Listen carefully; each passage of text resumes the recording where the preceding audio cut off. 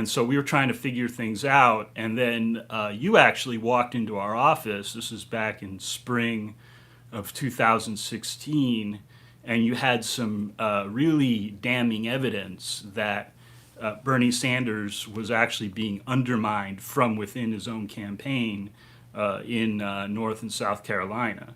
And you provided us with social media postings and other materials that showed that people were literally switching from supporting Bernie Sanders. Documents. We had FEC documents. People will work, as a consultant for Hillary Clinton or one of her super PACs, and then literally a month, their payment had just gone through. A month later, they were, or not even sometimes weeks later, they were on the Bernie Sanders campaign. Yeah, it was bad. Yes, so we saw exactly. We saw you brought us evidence, strong evidence of infiltration.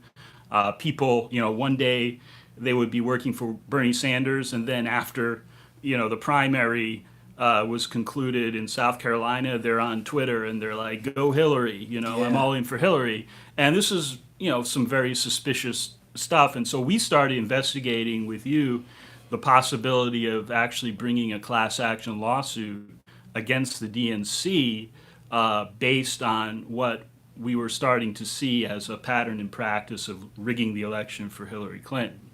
That investigation was ongoing. You were working out of our office. And then what happened in June of 2016? Well, this shadowy figure called Guccifer 2.0 dropped a whole bunch of documents on a public blog, which actually internal documents from the DNC, which showed that the DNC itself was advancing the Hillary Clinton campaign and not abiding by the principles of its own charter, which require the DNC to conduct the primary process in a fair and even-handed manner.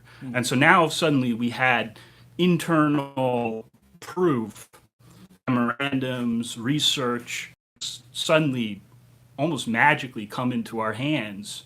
WikiLeaks happened. This was even before WikiLeaks, and this is kind of something that people may not be familiar with if they weren't following events closely at the time. But Guccifer 2.0 actually preceded WikiLeaks by several months, and a lot of people weren't really paying a huge amount of attention to it.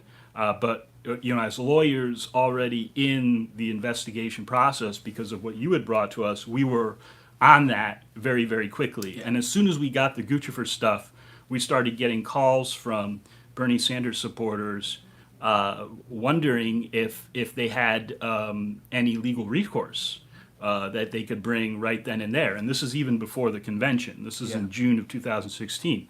So we looked into it, and we decided that we had very strong and substantiated claims for fraud, negligent misrepresentation, breach of fiduciary duty, and others that we could file on the basis of what we got from the Guccifer 2.0 in federal court.